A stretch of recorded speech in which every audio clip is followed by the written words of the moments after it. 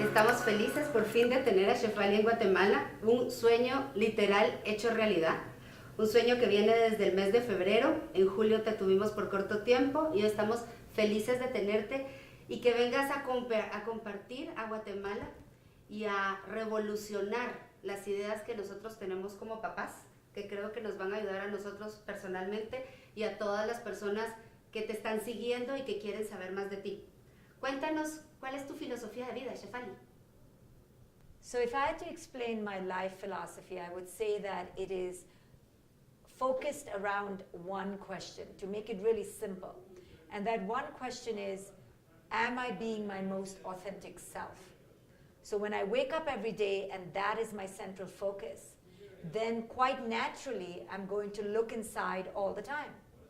Because in the moment I'm going to be asking, am I being true? And in the moment I begin to become aware, wow, I'm not being true. I'm being conditioned by culture, and culture is telling me I should be a certain way, or I'm afraid from inside because my parents made me feel ashamed or guilty.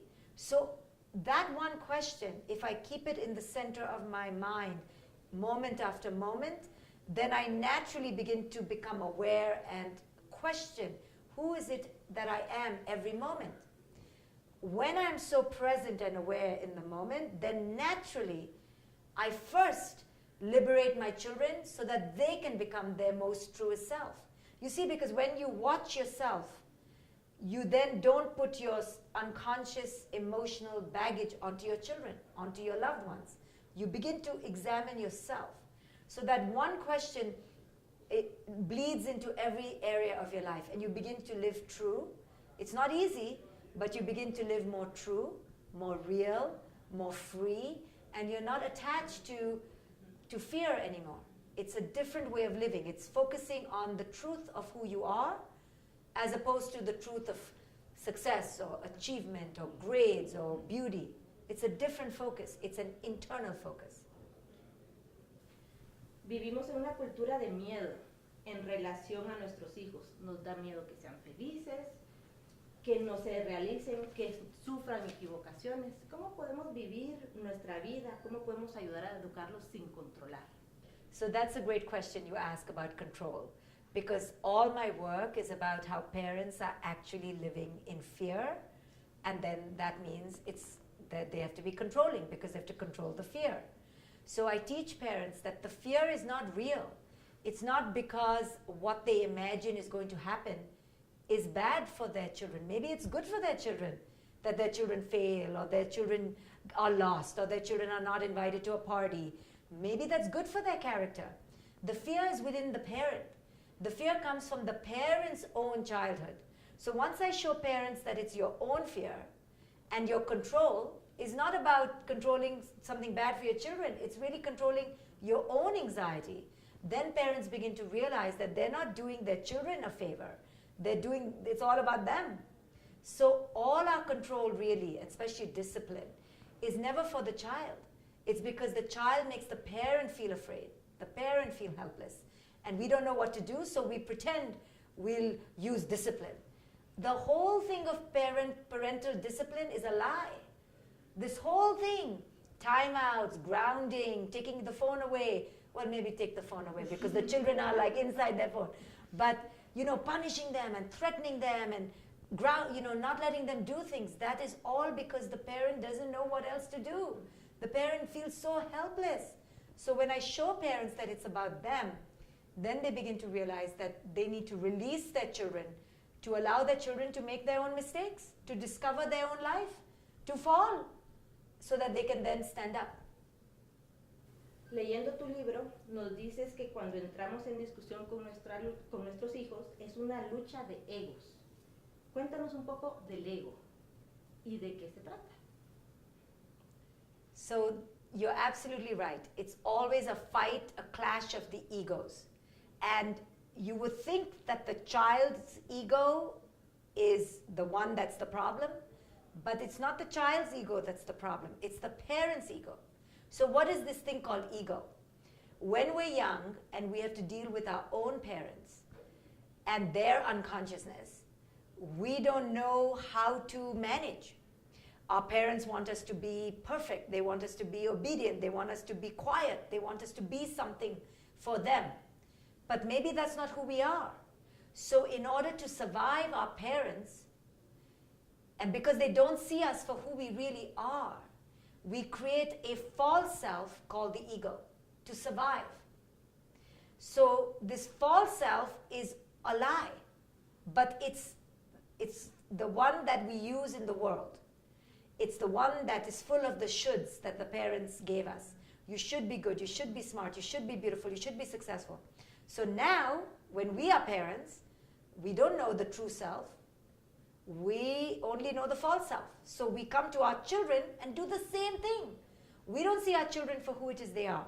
We use the ego to see them. So we tell them they should be good, then we see them.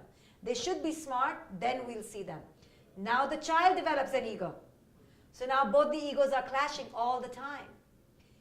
If we saw our children for who it is they are, very hard to do, because that means we have to be okay with who we are. So say your child says, no, I don't want to eat anything you made. The parent who's in the ego will say, you should. You're a bad person. You're a bad girl. You're a bad boy. You have to be obedient. Now the child, her true self was, I don't like what you made. But her ego now is fighting your ego.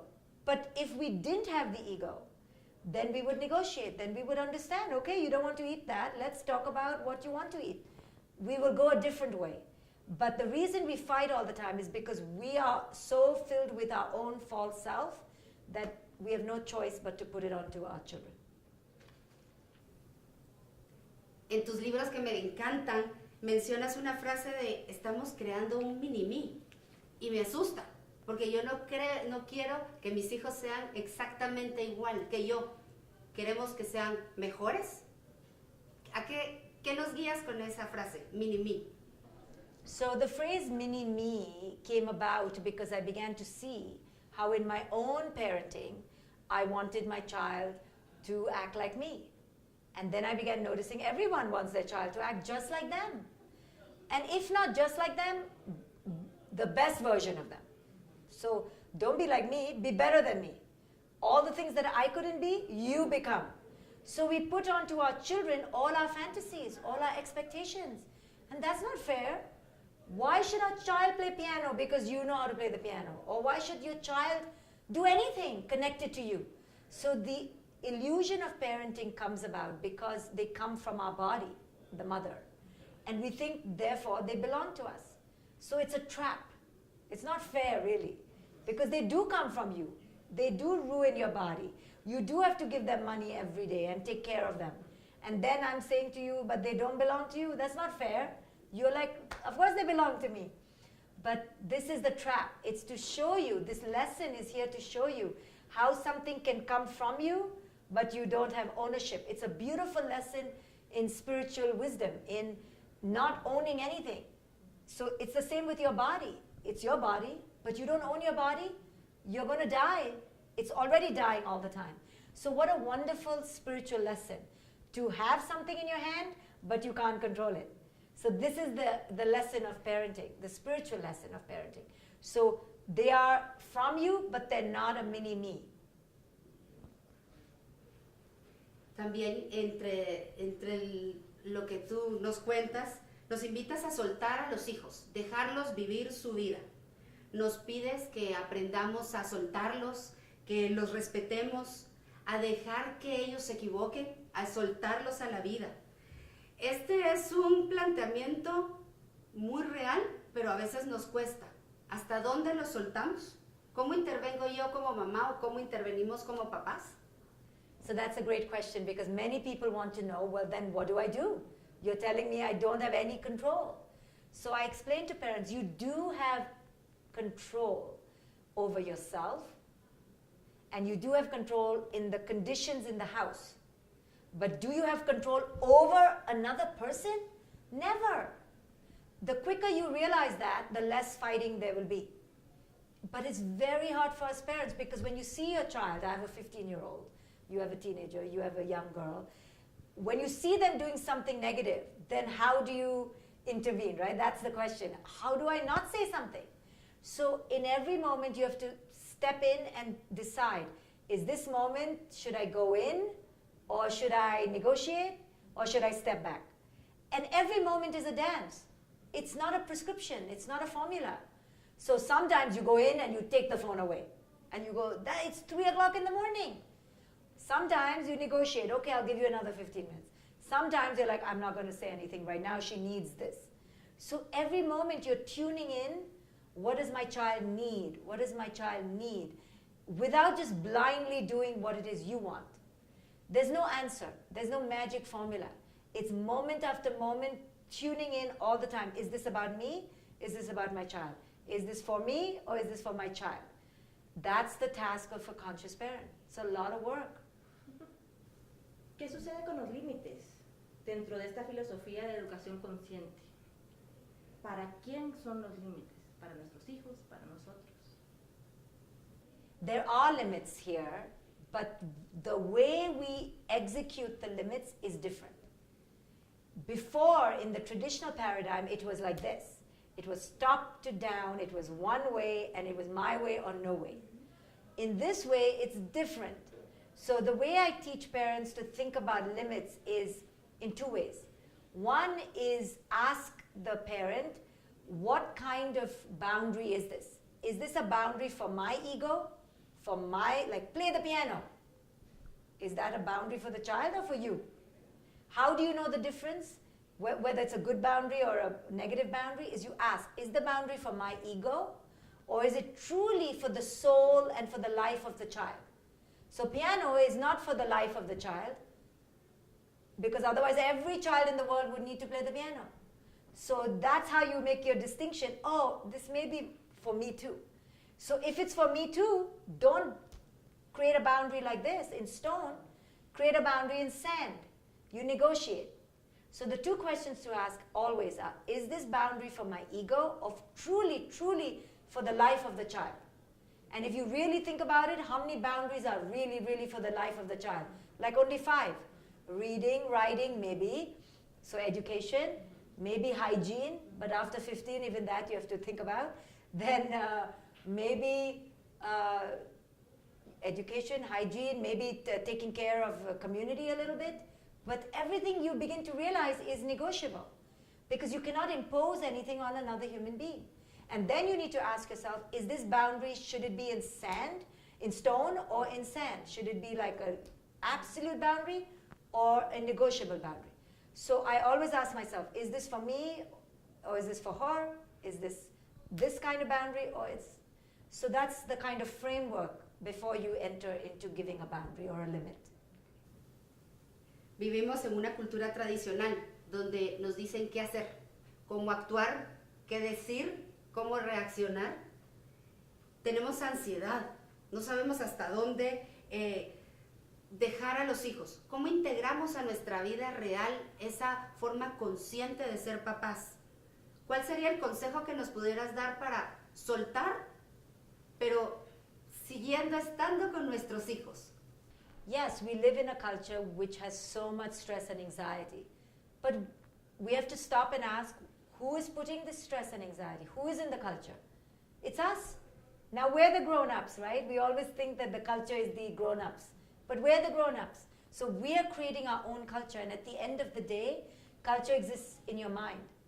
Because there's no culture out there. It's the culture in your mind. So yes, culture, but you're part of culture, is full of stress and anxiety, but you are an adult. You get to decide, I don't want to take that. I'm not going to buy into that. I'm not playing that game. But you see, we're scared because then we feel we'll be the only ones. So there's a price.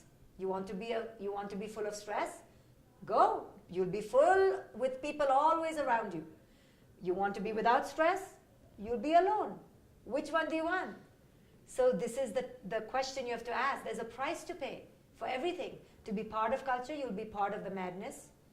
You come out of culture, people won't like you anymore. You won't get the love from the group, but you'll have less stress. Don't play the game of culture, or play it your way. It's up to you. It's your life. You're not a sheep that's going in a herd. En tu libro de Padres Conscientes, Educar para Crecer, nos hablas de que dejemos a nuestros hijos crecer y ser ellos mismos. Que ellos nos enseñan a nosotros. ¿Cómo ellos se convierten en nuestros maestros? ¿Qué nos están enseñando y que nosotros no somos capaces de ver? So my central philosophy is that children come to us in this most intimate relationship because it's biological for the woman. It's connected. It's biological for the man too, but for the woman it comes through her if they are biological or adopted. It's such an intimate relationship. And you can't really say, I'm divorcing you, or I'm leaving you, or it's 50% your responsibility. In this one relationship, it's more your responsibility. You know it. So this one relationship, you're forced to look in the mirror. In the couple, or in the marriage, or with your parents, or with your friends, it's always 50-50. You can say 50-50. So you get away. In this relationship, you can't get away. You have to be the adult. So you have to look at yourself. So your children come to show you how you need to grow, how you need to raise yourself. How amazing, right? When they say, no, I'm not going to do it, and then you begin acting like a 3-year-old, you get to see, I'm such a child. But it's hard to look in the mirror. No one wants to see that. But this is the job, this is the task, this is how we grow up, and we begin to say, why am I acting like a 3-year-old? Oh, because I feel helpless, or I'm scared, or it reminds me of when my mother talked to me like this. So now you have an opportunity to go back and heal. This is what children can do for us.